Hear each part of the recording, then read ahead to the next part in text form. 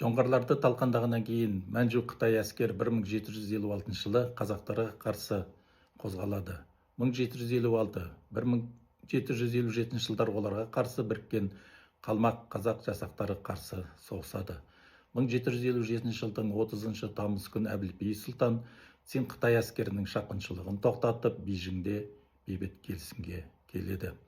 Алғашқы қазақ елшілігі келіссөздер барысында Тарбағатай мен Іленің оларға әуелден тиесілі екенін мәлімдеді.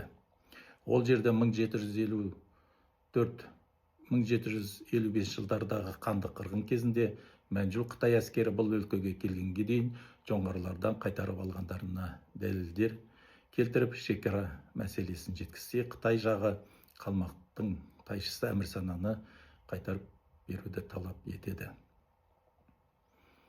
1760 жылдың 19 ақпан айында Төлеңгіт Райымбек орыс елшілеріне өткен күзде Абылай сұлтанның тапсырмасымен Әбілмәмбет ханның ұлы Әбілпейізге сыйлық ретінде дайындаған 4 атты жеткізу үшін Қаратал өзені бойындағы ордасына барғанын айтады.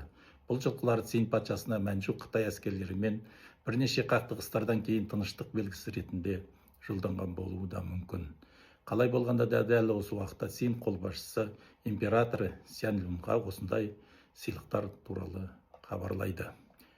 1760-1764 жылдар аралығында Қабанбай батыр бір кездері Қалден Серен ордасы тұрған жоңғар жеріне Қаракерей наймандарды көшіреді, ал Төлеңгіт Райымбек уақ керейлерді көшіреді.